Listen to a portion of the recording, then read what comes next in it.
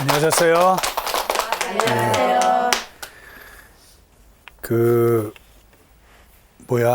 오늘 우리 교회에 아주 민감한 그런 문제인 그 세속화에 대한 문제죠. 우리 교회가 예수님께서도 말씀하셨지만은 우리가 세상에 살아야 되는, 우리가 따로 우리 신자들이 아주 천국이나 아니면 아주 수도원 같은 아주 별개의 세상에 사는 것이 아니라 이 세상에서 고민하고 또 이 세상에서 또 우리가 생활하면서 여러 가지 어려움도 겪고 살기 위해서 우리가 나름대로 다 고통 있고 또 가정을 꾸며서 살다 보면 세상에 그런 좋은 점도 있지만 또 아픈 점도 많잖아요. 그런 속에서 우리가 살아야 하는데 제일 우리에게 민감한 문제는 재물이라고 봅니다.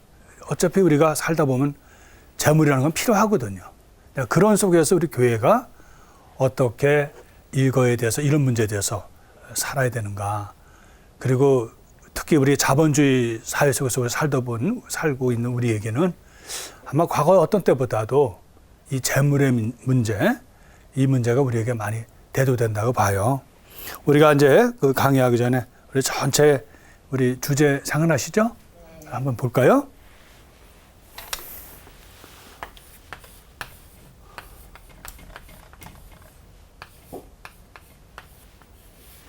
긍정적으로 세상을 본다. 그래서 우리 신앙인의 가장 중요한 바탕일 것 같아요. 그죠? 우리가 살면서 긍정적이면 아마 우리를 통해서 세상도 행복할 거예요. 우리도 행복하지만 그 다음에 감사하고 산다.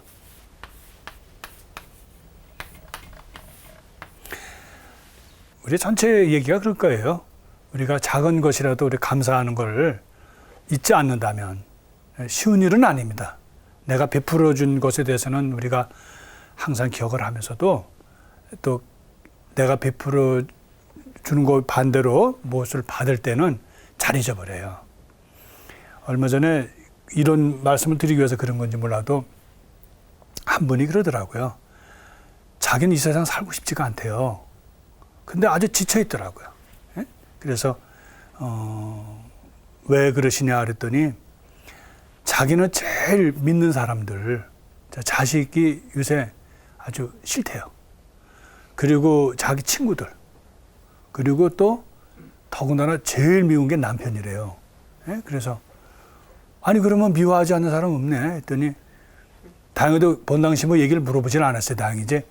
거기만 본당신부도 물어봤으면 또 밉다 그러겠죠. 그래서 얘기를 들어보니까 이유는 그거예요. 자기는 그 신우들이나 또 자기 그 친정 식구들에게도 아프면 가서 다 뒷바라지 해주고 정말 몸이 부서져서 했는데 자기가 아프고 누워있으니까 누구도 와서 정말 들여다보지도 않는다 그러더라고요. 그래서 너무 화가 나니까 코빼기도 안 들여다본다고 그래요. 그래서 좀 쭉 들으면서 그런 얘기를 했어요. 우리가 남에게 베풀어 준 것에 대해서 잊어버리면 참 행복한데 그걸 기억하면 할수록 우리는 거기에 묶인다고. 그래서 그걸 잊어버리라고 하기는 어렵지만 거기서 좀 자유로우시면 좋은데 내가 해줬으니까 남도 나한테 해달라는 그런 기대가 있는 거예요. 자식들에게도 그렇게 내가 정성을 쏟았으면 자식도 나한테 잘해줘야 되고 또 내 친정 식구도 그러고 또 시댁 식구 특히 신우가 아마 미운가 봐. 신우를 여러 번 얘기하는 거 보니까 신우도 어떻게 그럴 수가 있냐는가. 아프니까 꾀병 부린다 그러고 그것도 병이냐 그러고 너무너무 아주 마음이 아프다는 거예요. 그러니까 이분이 상처를 많이 받았더라고. 그래서 우리가 제일 이 세상에 충격 안 받고 살려면은 남에게 베풀어 준 것에 대해서 언제 한번 제가 강의 때 말씀을 드렸을 거예요. 내가 해줄 수 있으니까 해주는 건데 사실 도와줬다라는 말을 하지 말라는 거예요. 원래는 그 사람이 그것을 받을 수 있는 거를 내가 해줄 수 있는 것 뿐인데 라는 걸로. 그래서 이 감사한다는 게 그렇게 참 힘들어요. 특히 누가 나한테 해준 것에 대해서 감사한다는 거, 그거 잊지 않고 한다는 건 정말 우리가 신앙인들만 할 수 있다고 봅니다. 그 다음에 오늘 이제 여러분들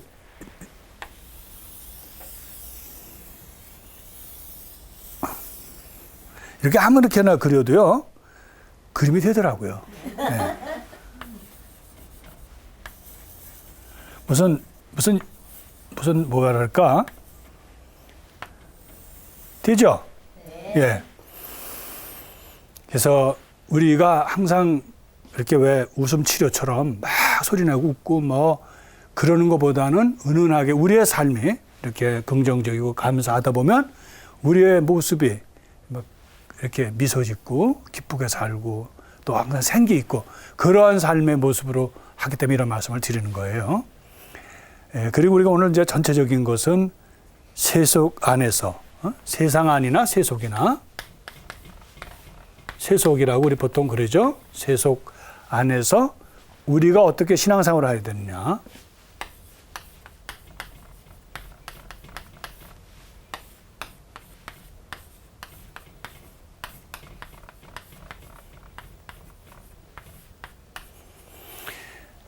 사실 굉장히 민감한 문제고 또 우리의 당면한 문제예요. 왜냐하면 사실 우리가 세상 안에 살기 때문에 많은 어려움도 겪고 실망도 하고 내가 신앙인으로서 잘 살려고 하다 보면 갈등도 느끼거든요. 그래서 거기서 제일 우리에게 다가오는 문제는 하느님은 우리를 천국에 살게 하지 않으셔요. 그죠? 그래서 창세기에서도 보면은 뭐 우리가 모든 걸 잃고 떠나잖아요. 그래서 이 세상은 눈물의 골짜기라고 우리 보통 기도문에 그런 게 나오잖아요. 우리 이 세상을 눈물의 골짜기. 그러면서도 또 우리가 재물이 또 없어서는 안 돼요. 그런데 여러분들 중에서 혹시 그런 재물에 대해서 또 우리 성당에 대해서 생활하면서 어떤 갈등을 느낄 때가 있어요. 그죠? 그래서 내 친구들이 믿지 않는 사람들은 우리 성당을 다니는 사람들에게 전혀 다른 또 눈으로 봐요. 이해를 못하니까. 그들은 자본주의라는 오늘 우리의 사회 구조에 살다 보면 사실은 돈이 최고거든요. 또 돈의 위력은 대단하잖아요.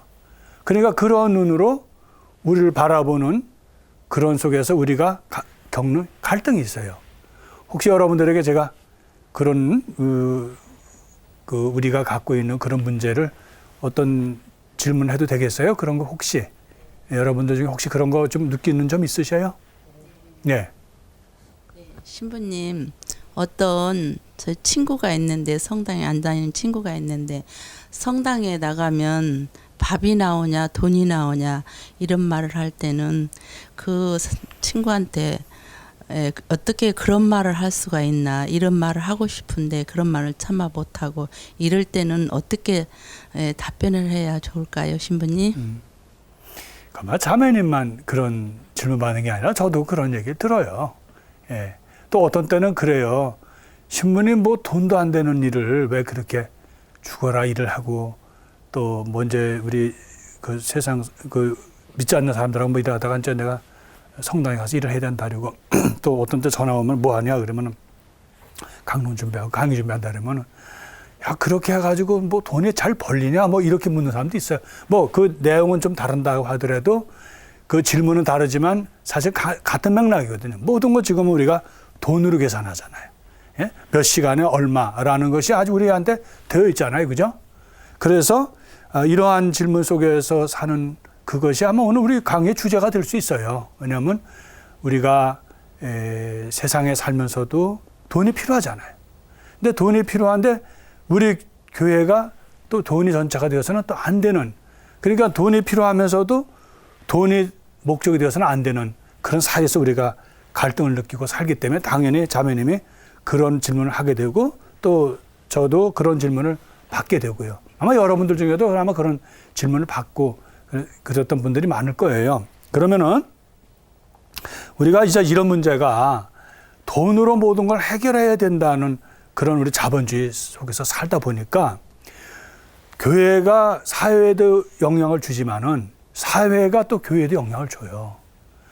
오늘 이제 이 문제하고는 조금 다른지 몰라도 그동안 우리 교회가 사회복지에 많이 이제 이렇게 관여를 했습니다. 또 그동안에는 이제 아마 우리가 이제 떠날 때가 되지 않았나 봐요. 사회복지는 이제 교회가. 왜냐하면 이제 일반 사회에서도 사회복지 정신에 따라서 또 전문가들도 많고 그래서 운영을 잘해요. 그래서 요즘 이제 그 우리 이제 사회복지 담당에 있는 신부님들이 좀 곤욕을 치르시나 봐요. 왜냐하면 너무 세속적으로 모든 걸 해석을 하고 그렇게 접근하니까 이게 갈등을 생기는 수밖에 없어요.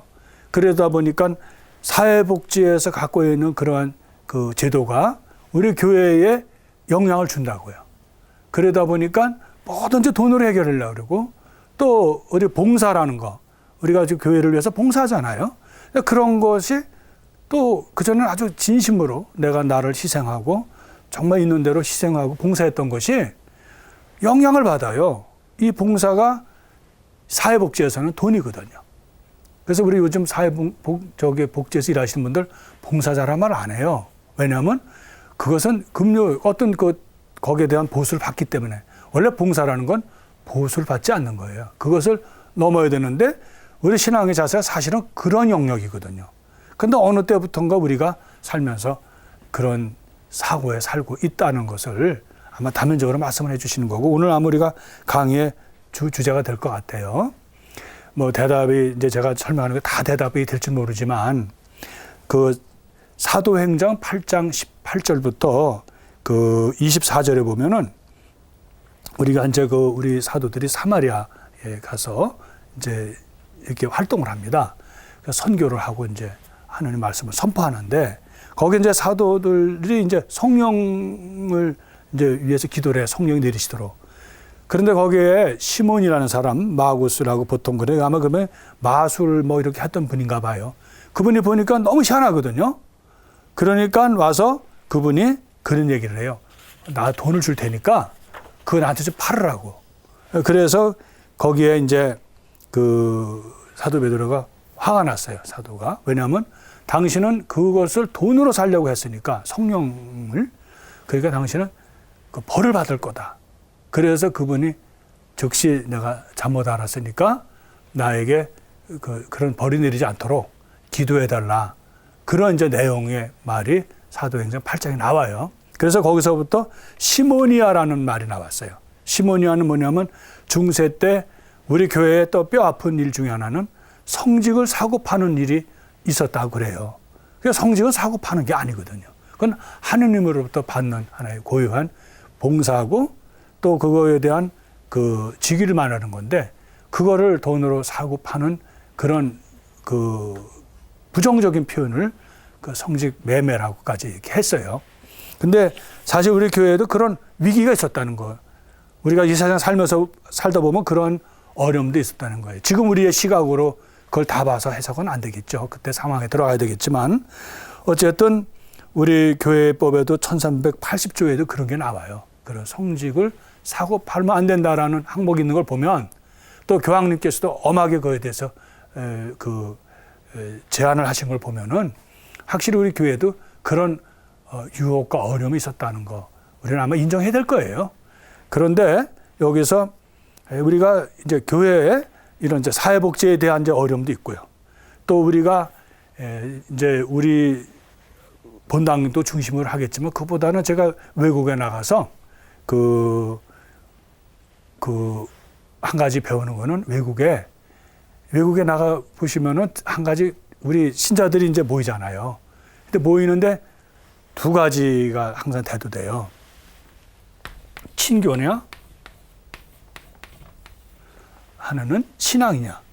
네? 아마 단편적으로 나타나는 것이 좋아요. 왜냐하면 외국에 나가다 보면 여러분들 우리 교포들이 나가셔서요. 그 사회에 잘 적응하고 사시는 분들은 제일 걸리는 게 언어예요.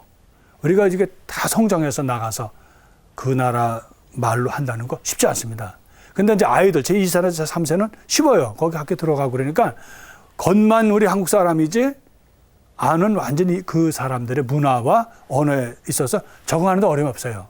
근데 우리가 여기서 있던 부모들이나 가면은 힘들어요. 그게 외롭거든요. 그 사회에도 적응 못하죠. 또 거기가 낯설죠. 또 낯설은 아무리 내가 살고 어려워도 그 장벽은 있어요. 그러다 보니까 성당에 모여요. 모이는데 우리 이제 신부님들이 어디다가 영접을 두느냐, 친교에 두느냐, 신앙에 두느냐 그런 게 있어요. 근데 대개 이제 친교에다 많이 둬요. 왜냐면 너무 외롭고 그러니까 이제 같이 모여서 뭐 골프도 치고 또 자기들 뭐 또 어떤 그룹으로 또 만나고 자주 만나고 이제 이래서 그들이 위안을 받아요. 아, 내가 미국에 살면서도 이렇게 우리 한국 사람끼리 또 특히 한국 사람뿐만 아니라 신자끼리 만나니까 얼마나 좋냐. 그런데 이제 우리 사제들에게는 그 주의사항으로 들어와요. 친교에다가 두면요, 꼭 나중에 문제가 생겨요. 어떤 문제든지 하여튼 좀 복잡한 문제가 생기더라고요. 근데 이제 어떤 신부님은 그런 정보를 알고 비록 좀 힘들긴 하더라도 이 신앙에다가 이 바탕을 두고 뭐 신앙 강의를 하든지 피정을 한다든지 또 뭐 리조마라든지 이런 역점을 두고 하면은 나중에 그것이 어떤 어려움이 있더라도 잘 넘어가요. 그래서 우리가 단면적으로 우리 본당을 중심으로 공동체에 있어도 친교냐 또 신앙이냐 물론 둘 다 우리는 다 하죠. 근데 이것의 가장 좋은 본보기를 누가 보여줬겠어요? 바로 저는 회당이라는 거. 유대인들이 우리에게 준 교훈은 회당이에요. 시나고그라 그러죠. 유대인들도 사실 나라 없이 떠돌이 생활을 했어요. 우리는 그래도 우리 나라나 있었죠. 근데 그 나라는 떠돌이 유랑 생활을 하는 거예요. 그래서 다니면서 그들이 정말 외롭잖아요. 또 타 민족과 산다는 거 사실 여러분 쉽지 않습니다. 때로는 구박받고 멸시받고 또 서러운 것도 있고 또 적응이 안 돼가지고 사는데도 힘들고 그러다 보니까 이분들이 모여서 그렇게 친교인데 친교가 주로 뭐냐면 서로 정보를 줘요. 이 세상 여기서 사는 데는 이렇게 살아야 된다. 또 새로운 사람들에게 정보를 주고 해서 자기 동포들을 보호해 주도록 그래서 상업권에서도 정보를 줘서 잘 살 수 있도록 이게 유대인들은 그렇게 하고 있어요. 근데 여러분 저기 중국 사람들도요. 제가 제일 참 본받고 싶은 거는 중국 사람들이 가서 있으면은 자기 동포들에게 정말 잘 살 수 있도록 이렇게 해줍니다. 정말 내 혈육처럼. 근데 부끄러운 말씀인데 외국 나가서 자기 동포를 괴롭히는 아마 민족은 우리나라밖에 없을 거예요. 저기 뭐에 가갖고선 그 적응도 안 된 사람들에게 그렇게 해서 그래서 어떤 때는 민족성도 있는 것 같아요.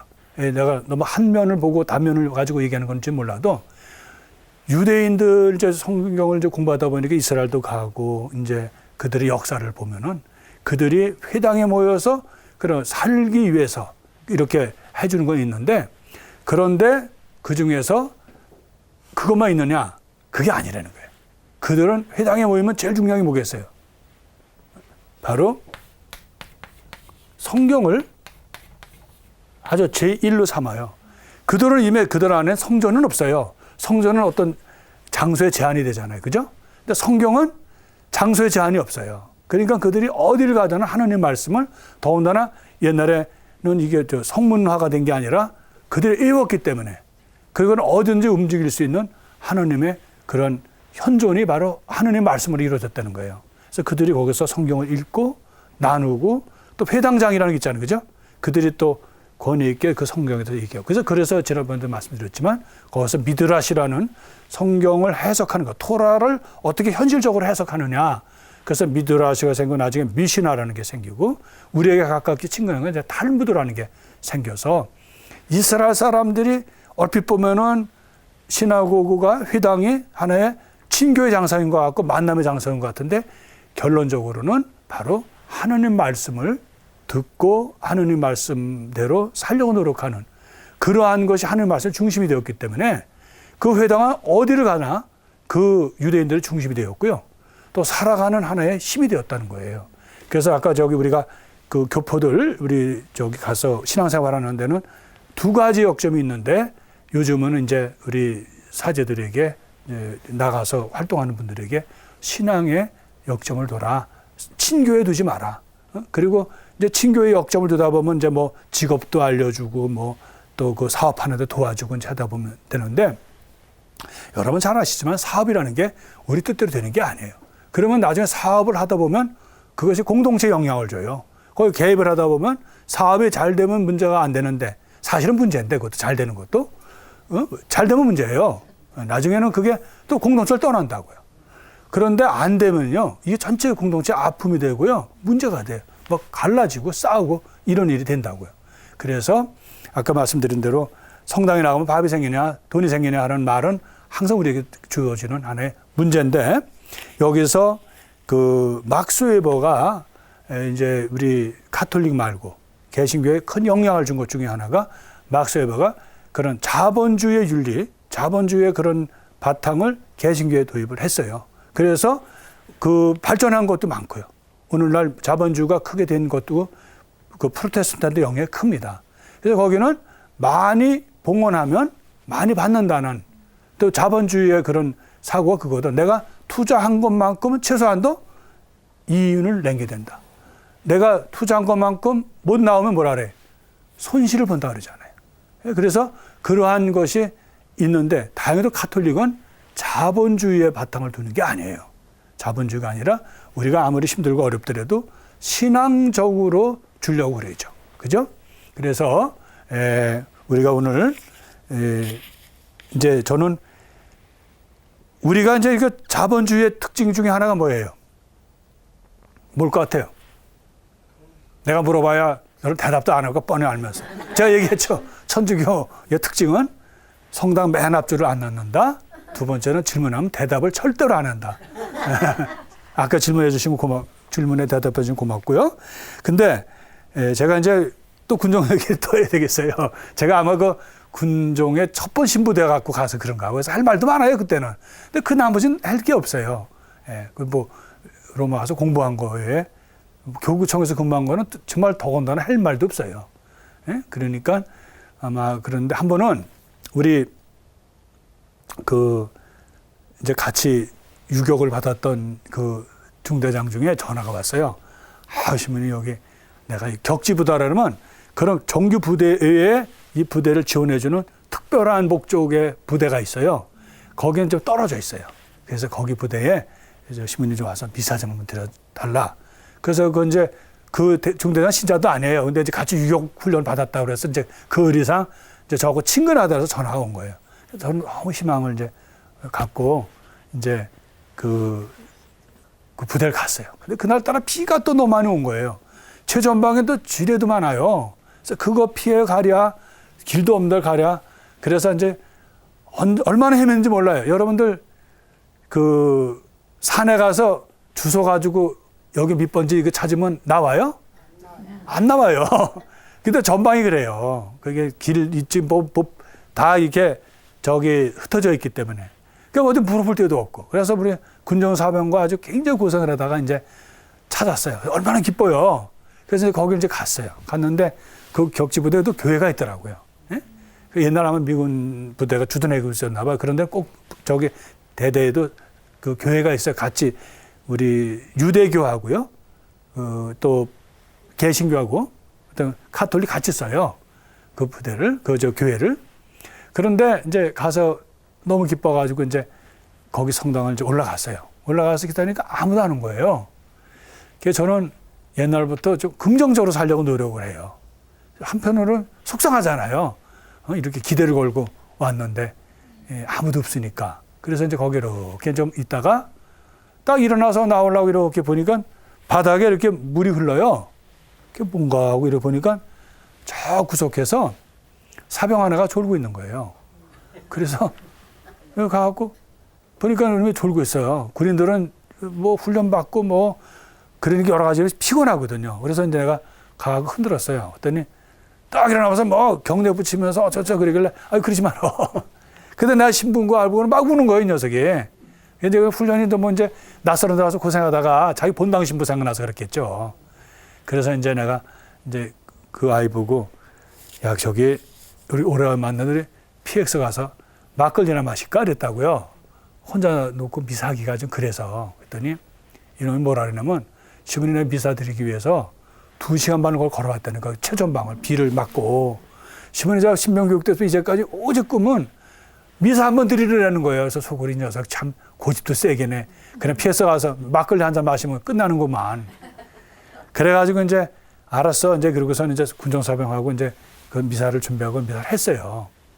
하면서 제가 반성을 했어요. 걔 한 명 때문에 내가 미사를 드릴 수 없다는 게 내 마음에 있었던 거예요.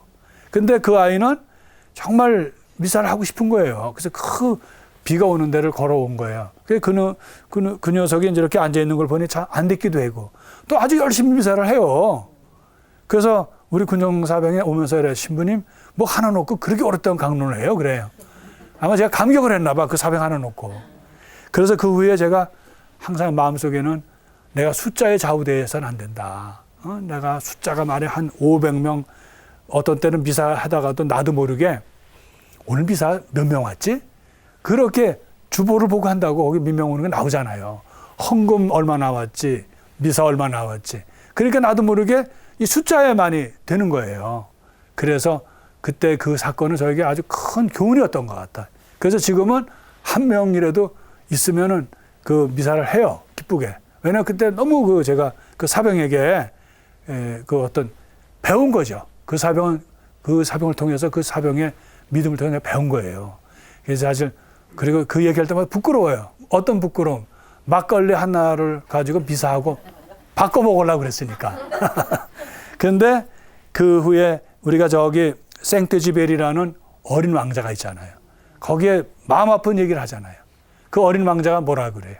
오늘날 사람들은 숫자에 너무 연연하다는 거예요. 예? 숫자. 어린 아이들은 숫자가 뭔지 몰라요. 근데 숫자를 배우면서부터 사람이 매인다는 거예요. 그래서 우선 우리가 뭐예요? 아파트가 몇 평이나 물어보면 너네 아파트는 몇 평이에요? 그래서 막 평수 쓰지 말라고 하면서도 요새 또 다시 몇 평으로 또 다시 돌아갔더라고요. 몇 평 쓰느냐. 그래, 너네 평 그러면 그렇게 큰 데 사냐? 너네 차는 또 몇 기통이냐? 또 무슨 종류냐? 그리고 또 뭐야? 우리가 뭐 너 돈 액수 돈 이제 부부가 남한테 잘 안 해주잖아요. 저금 통장권은. 그런데 우리가 얼마가 지금 있지? 그리고 연금을 타면 얼마지? 계산을 또 해요. 근데 그게 다 보면 숫자거든요. 그리고 우리가 죽을 때까지 안 잊어버리는 거 자기 생년월일이잖아요. 그게 다 숫자잖아요. 그죠? 그리고 또 내가 몇 년대 어디에 학교 나오고 몇 번 학번이다 이래갖고 또 그걸 또 자랑으로 생각하잖아요. 그 자랑하다가 못해서 이제 숫자가 이제 그러니까 너 돼지 띠냐? 동물까지 동원해. 너 저기 젠네비 띠라며? 뭐 이래서 이제 동물 숫자까지 다 합해서 우리가 그 범벅에서 살아요.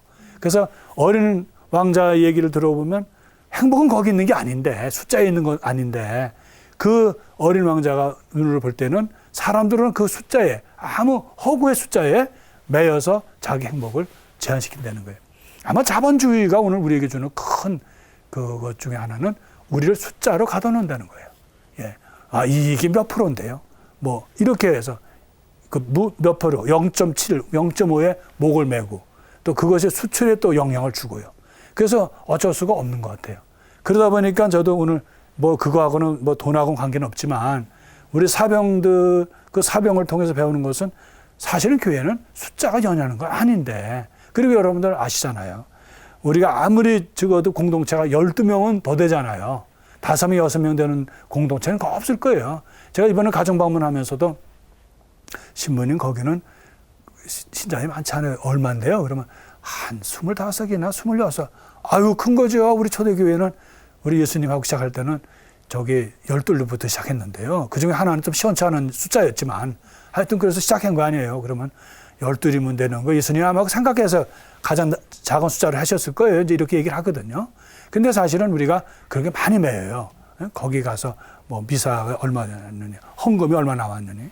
그래서 이러한 숫자에 대해서 그 자유로울 수 있는 게 뭔가 그게야말로 신앙의 모습이에요. 신앙에서는 자유로운 게 없어요. 그 오직 하나님이 숫자 못 세게 사람들을 광야로 내보내셨잖아요. 광야에는 뭐 숫자 셀 게 뭐가 있어요? 돌멩이 몇 개 있다 그것이겠어요. 더 황당한 건 모래 숫자가 얼마나 되냐 물어보면 아마 그거 대답할 사람 없을걸요. 그래서 아마 그런 게 없는 대로 아마 사람들을 순수한 대로 아마 초대했다고 봅니다. 근데 이제 하나님은 다시 이제 우리가 우리의 문제로 돌아와서 재산 때문에 망가진 게 뭐가 있어요? 여러분들 구약에서 가장 이스라엘 사람들이 이집트에서 원했던 게 뭐예요? 젖과 꿀이 흐르는 땅이었어요. 근데 그것을 막상 여호수아를 통해서 그걸 얻고 보니까 남는 결과가 뭐예요? 결국 그들이 그 땅에다가 왕제를 세웠죠. 그래서 유다 왕제라는 거, 또 헤브론에서 예루살렘으로 이동을 해서 아주 그가 다윗이 전체를 통일했어요. 그래서 뭔가 할 줄 알았어요. 그 땅 위에서. 그래서 11지파죠. 근데 그 지파를 다 했는데 결국은 2지파와 나머지 지파가 갈라진 거예요. 북부 이스라엘과 남부 유다가 됐고, 그리고 722년 기원 전에 사마리아 함락되면서 북부 이스라엘 망해요. 그리고 그것을 좀 정신 차리고 잘했어야 되는데 예언자들의 예언대로 남부 유다도 정신을 못 차려서 망했어요. 그래서 하나님이 주셨던 땅 위에서 이스라엘 사람 했다는 것은 서로 싸우고 미워하고 죽이고 갈라지고 그렇게 된 거예요. 여러분들, 왜 우리가 부모님이 돈이 없이 돌아가신 분인데 가족이 아주 화기하게 지낸 가족은 끝까지 잘 가요. 그런데 부모가 좀 돈 좀 많고 그래고선 돌아가시면요, 문제가 생겨요. 여러분, 저 유산 문제 때문에 싸우는 거 보셨잖아요. 우리 요 근래에도 왜 재벌들, 그거 우리가 평생 생각도 못하는 돈인데도 그 사람들은 그거 손해봤다고 생각해서 그거 가지고 싸우잖아요. 근데 그 싸우는 걸 보면 숫자에 0000 해서 그게 아마 공이 우리가 숫자가 못 세겠죠. 근데 공이라는 건 사실 공인데, 예? 그래서 빌공짜네요. 예? 공은 공이다 이러잖아요. 그런데 우리가 그렇게 매여서 살아요. 우리 행복이 거기 있는 줄 안다고요. 그래서 성당에 가면은 밥이 생기냐 돈이 생기냐는 게 바로 그런 거거든요. 그래서 하느님은 그 레위인들, 특히 민수기에 3장 12절부터 13절에 레위인들에게는 땅을 안 줘요. 땅 대신 이제 그 친교제, 속죄 제물하고 또 친교 제물, 그러한 데에서 제물 바친 것을 조금을 일부를 줘요. 왜냐하면 땅이 없기 때문에 수입이 없으니까. 그런데 레위인들에게는 하느님은 그 제물에 대한 그런 제한, 제물에 대한 속박에서 해방을 시키셔요. 그리고 또 여호수아가 이제 땅을 이제 11 그 지파에게 다 나눠주거든요. 근데 레위 지파는 안 줘요. 거기서 여호수아 13장 보면은 내가 너희들한테는 안 준다 그래요. 레위 지파에게는. 그리고 레위 지파에게는 하느님이 너의 것이다. 땅 대신 하느님을 줘요. 그래서 레위 지파는 사실 레위 지파 입장에서는 좀 섭섭할지도 모르죠. 남은 다 땅 주는데 자기들 안 주니까. 그런데 문제는 그 땅을 안 가졌기 때문에. 그래서 48개의 성읍을 줘요. 각 11지파가 그 십시일반이라 그러나 이 레위 지파가 아무것도 없으니까 먹고 살아야 되니까. 그래서 성읍을 주고 목초지 딸린 목초지를 좀 줘요. 근데 그것이 그들의 다예요. 예? 그래서 그들이 안 가지고 있었기 때문에 결국 어떻게 됐죠? 어디에 매질 않은 거예요. 그래서 레위인들은 어느 지파에 속해 있지 않았어요. 거기에 가서 하느님의 현존을 알리고 하느님의 그 말씀을 알리고 그 제사를 지내고 이래서 그 이스라엘을 묶어주는 역할을 했어요. 아무것도 안 가지고 있었기 때문에. 그런데 가지고 있었던 사람들은 결국은 싸우고 갈라져서 망하게 됐다는 거예요. 여러분들 나중에 이제 성경을 보시면은 이제 우리가 이제 역사서를 보면은 이제 사무엘, 이제 여호사 후에 열왕기, 그리고 이제 역대기하고 에즈라 느헤미야가 있는데 에즈라 느헤미야쯤 갔을 때는 어디냐면 바빌론을 유배를 간 거예요. 그래서 돌아올 때는 다른 지파는 아무 흔적이 없어요. 그런데 유독 누가 있느냐면 레위 지파는 남아 있어요. 그러니까 땅을 안 가지고 있는 대신 어떻게 돼요? 그 자기들의 신앙은 가졌다는 거예요. 다시 말하면 하나님이 그들의 몫이었다는 것이죠. 그래서 우리에게 가지고 오는 것 중에 제일 중요한 것은 재물이 좋긴 해도 재물을 가지고 있음으로써 제한을 받고 재물이 갖고 있는 그런 여러 가지 부정적인 것이 영향을 줄 수 있다는 거예요. 여러분들, 우리 가톨릭이 그래도 우리 수도자들, 사제들 잘 사냐? 이 문제는 다른 문제예요. 저는 그 말 듣지면 신부님 잘 살아요? 그러면 내가 잘 산다. 이렇게 말하기는 좀 어려워요. 사실 죄송하지만. 그런데 우리의 2000년의 역사를 보면 그래도 우리 교회가 이나마 이 세상 속에서 그래도 예수님이 바위 위에 그 세우신 이 교회가, 반석 위에 세운 교회가 그 내려올 수 있는 건 뭘까? 그것은 재물이 아니기 때문에 그래. 우리 교회가 재물 같이 오늘 자본주의 같이 교회 내에서도 그런 재물로 모든 걸 얘기를 했더라면 아마 가톨릭 교회는 아마 없어졌을 거예요. 비록 재물은 많을 수 있어요. 그럼 또 이런 강의 나가면 또 여러분들 나 오늘서부터 이제 헌금하지 말아야지. 그래서 교회를 도와줘야지. 이러진 않으시겠죠? 네, 그거와 좀 다른 문제지만. 그래서 우리 교회가 그래도 수도자들, 특히 봉쇄 수도자들은 우리 교회의 큰 보고예요. 그분들이 뭐 사실 돈을 벌어요, 뭐를 벌어요. 그러나 그분들은 하나님을 선택하시고 하나님을 위해서 참여하고 하나님의 신앙을 정말 우리에게 보여주잖아요.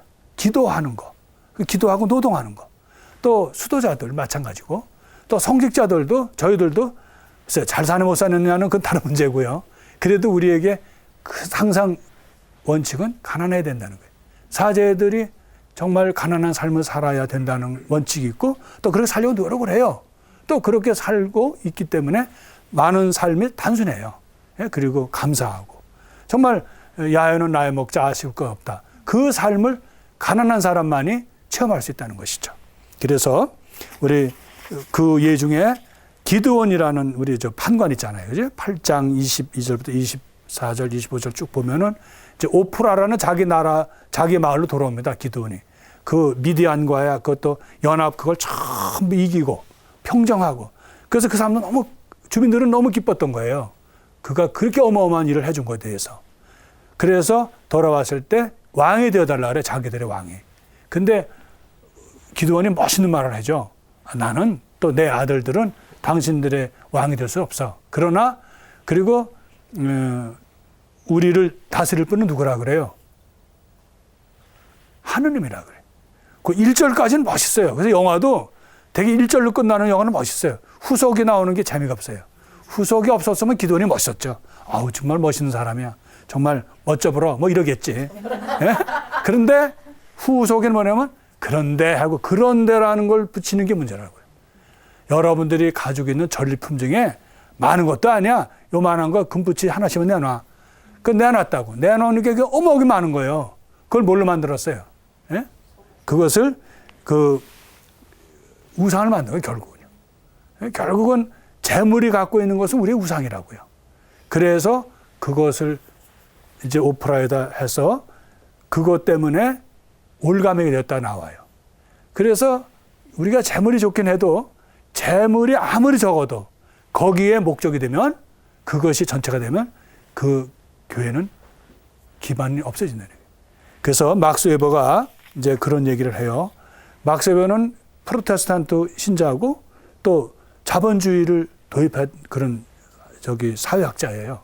근데 그분이 유독 우리 가톨릭의 수도회를 굉장히 존중해서 그분 저서를 보면요. 수도에 대한 말이 많이 나와요. 대개는 창설자들은 정신이 좋아요. 그래서 창설자들 예를 들어서 우리 뭐 프란시스코 성이라든지 예수의 이나시오 성이라든지 왜 각 수도에 창설자들이 있으시잖아요. 근데 어떻게 그분들의 그런 정신을 그 수도회가 변질되지 않고 이어갈 수 있는가. 근데 그분도 그걸 우려해요. 물질은 그걸 변화시킨다는 거예요. 재물 축적은 그것을 변화시킨다는 거예요. 오염된다는 거예요. 오염. 세속화된다는 거예요. 그래서 거기에 그 얘기가 그분이 얘기한 것 중에 막스 웨버가 얘기한 것 중에요. 은사와 일상화라는 게 있어요. 일상화. 네, 근데 이게 너무 문자를 쓴 것 같아서 은사는 여러분 카리스마라는 얘기 들었죠. 카리스마. 카리스마는 하느님으로부터 받은 은사예요. 거저받는 거예요. 일상화는 제도화시키는 거예요. 그거를 카리스마라는 건 각 개인이 갖고 있는 건데 그것이 일상화라고 해서 그것이 돼버리면 세속화가 되는 거죠. 그러면은 그 카리스마는 잊어버려요. 그래서 판관들이 좋은 예예요. 판관들은 하느님한테 받은 것을 그대로 하느님의 뜻대로 쓰는데 그것이 제도 안으로 또 세속화 쪽으로 고착이 돼버리면 그것은 망한다는 거예요. 그러니까 이 판관들이 보여주는 그 이야기를 막스 웨버는 우리에게 어떻게 주냐면 가난한 것으로서, 가난한 청빈으로서 그것이 변하지 않게 이어준다는 거예요. 그래서 수도회가 이상하다는 거예요. 왜? 수도회가 창설자의 그런 정신을 잘 이렇게 해주는데 그게 뭔가? 그거는 바로 청빈의 정신이라는 거예요. 아마 우리 교회가 여러분들에게, 신자분들에게 다 청빈 요구하면 아마 살아남을 수 없을 거예요. 그죠? 가톨릭은 그래도 수도자들이나 성직자들에게 그것을 그걸 요구해요. 또 그걸 또 따라야 되고, 그것이 바로 예수님의 십자가에 돌아가신 예수님을 따르는 거 아니에요. 예수님이 십자가에서 이렇게 돌아가셨는데 뭐가 있으셔요? 가지신 게 아무것도 없어요. 동전 한 몇 개? 그것도 없으시잖아요. 그러니까 그것이 우리 교회 모델이라는 거예요. 성직자들이나 수도자들의 가장 정점은 예수님의 가난하신 예수님. 모든 걸 내어놓으셨잖아요. 속옷까지도 내어놓으셨잖아요. 그죠? 그래서 같지 않은 청빈. 물론 우리는 이래요. 마음의 청빈이 중요하지. 그렇지 않아요. 우리 인간은 정신과 물질이 같이 있기 때문에 우리 물질적인 것도 검소하고 내가 살아갈 수 있는 것만 최소한 다 있고 나머지는 누구에게 줘요? 가난한 이들에게 돌려주라는 거예요. 가난한 이들, 소외된 사람들. 내가 많이 가지고 있을 필요가 없다는 거예요. 그것을 우리가 자본주의에서 그 원칙을 갖는다면 자본주의는 아마 굉장히 정상적으로, 굉장히 순수하게 유통될 거예요. 그러니까 많이 가지고 있는 사람이 잔뜩 가지고 있고 안 내놓으니까 문제가 생긴다는 거예요. 우리 교회의 원래 정신대로, 우리 가톨릭의 정신대로 한다면 우리 교회 내에서도 빈부의 차가 없어야 돼요. 다들 나눠주고 그렇게 해야 되겠죠. 그래서 오늘 우리가 여러분들과 같이 할 수 있는 것은 예수님이 결국 이렇게 말씀하셨어요. 여러분들은 할 수 없이 우리가 선택을 해야 된다는 거예요. 하느님이냐 아니면 재물이냐. 그런 말씀하셨잖아요. 아무도 두 주인을 섬길 수 없다. 그거 우리 다 알고 있잖아요. 예? 그래서 마태복음 6장 24절이나 루카복음 16장 13절에 분명히 말씀하셨어요. 그래서 우리 교회는 재물이 아니고 하느님이라고요. 근데 우리 교회가 서툴긴 하고 또 역사적으로는 글쎄 항상 명확하게 잘 해주지는 않았지만은 그래도 하느님을 선택하려고 노력을 해서 재물을 포기하려고 노력했다는 거예요. 재물이 다는 아니라는 거예요. 그러니까 오늘날 우리 자본주의에서 가장 무서운 것은 재물이 우리 교회 내에 기반이 되면 안 된다는 거예요. 그래서 그러면 교회가 오염이 돼요. 이상하게 재물이 많은 곳에는 오염이 돼요. 그래서 우리 교회의 본래의 사명에서 빗나간다는 얘기예요. 빗나갈 뿐만 아니라 사실은 그것은 망하게 돼 있어요. 그래서 다행히도 우리 교회가 그래도 가난하려고 노력하고 또 재물이 아니고 하느님, 또 하느님의 아들이신 예수 그리스도의 그런 가르침도 살려고 노력을 했기 때문에 그래도 우리 교회는 2000년 동안 그래도 이렇게 내려올 수 있지 않았냐. 그래서 우리가 오히려 가난한 것을 우리가 감사해야 된다는 거예요. 우리 가톨릭 교회는 그 부를 가지고 얘기는 안 합니다. 우리 신자들에게 그 부를 강조하지는 않잖아요. 재물을 강조하지는 않잖아요. 그래서 저는 오늘 그 청담 스님께서 제가 부제 때 1976년도인데 그 전에 한 일관제 그런 얘기를 했어요. 아마 그 불교에 대한 그 정풍 운동을 하셨나 봐요. 그 순화. 그러니까 불교가 가난해야 된다. 스님들이 많은 땅을 가지고 있으면 안 된다. 아마 청담 스님이 그렇게 제가 주장한 걸로 알고 있습니다. 그래서 탁발 스님이 되어야 된다. 거리에 나가는 부처님처럼. 그렇지 않고 어디 한 곳에 이렇게 머무르거나 그 많은 재산을 갖고 있는 걸 자랑을 하면 안 된다. 그래서 아마 많이 스님도 어려우셨던 것 같아요. 근데 거기 글 중에 이런 말이 있어요. 평범과 비범이라는 제목으로 글을 쓰셨는데 그 얘기 뭐냐면 종교 지도자들 특히 그들이 재물에 대해서 일반 사람과 같으면 그건 타락이라는 거예요. 왜냐하면 일반 사람들이 재물에 대해서 얘기하는 건 그냥 신자가 아닌 사람들이 갖는 건 당연하다는 거예요. 그러나 성직자가 예를 들어서 수도자가 재물이 첫째다. 그것이 1번으로 되면은 그것은 그분 표현으로는 아마 우리 교회를 가지고 얘기한 건 아니고 거기 스님들을 가지고 얘기한 것 같아요. 하도 이제 오래돼서. 그런데 뭐냐면 그것은 타락이라고 얘기를 했어요. 세속화는 곧 망하는 것이다. 이렇게. 그래서 저는 그 스님이 한 얘기를 우리 교회로 받아들이면 우리가 정말 성직자들이 우리도 사람인데, 수도자들이 우리는 사람인데 하고 일반 사회에서 하듯이 재물을 그것을 모으고 그것이 목적이 되고 또 그것이 정말 우리의 모든 것이 된다면 아마 교회도 앞날이 없을 거예요. 당연히도 우리 좀 바보 같은 수도자들이나 바보 같은 성직자들이, 그 바보라는 건 세상에 말하는 바보겠죠. 그래도 예수 그리스도가 가르쳐 주시는 그런 재물이 아니고 하느님이고 가난이고 그런 것이 모든 거 될 때 우리가 이 사회 속에서, 특히 자본주의가 범람한 돈이 다다고 하는 이런 사회 속에서 우리가 정말 소금의 역할을 하고 빛의 역할을 할 수 있다는 거예요. 우리가 그래서 그나마 그래도 이렇게 살 수 있다는 거 우리가 정말 감사해야 됩니다. 그래서 오늘 좀 강의가 좀 다른 어느 때보다 가장 민감한 얘기이기 때문에 저도 좀 조심스럽게 말씀을 드리는데, 확실한 결론은 교회는 가난해야 된다는 거예요. 교회는 재물이 아니고 바로 그리스도의 십자가고 가난이고 그것이 우리의 모든 것이 되어야 된다는 거예요. 그래서 여러분들 항상 그런 우리의 정신이 잘 살 수 있도록 우리가 기도하고, 재물의 유혹에서 우리가 정말 초연할 수 있도록, 그리고 우리는 어쩔 수 없이 재물과 하는 중에 하느님을 선택하는 신앙인이 될 수 있도록 그렇게 우리가 함께 노력하고 또 한 주간 잘 지내셔요. 감사합니다.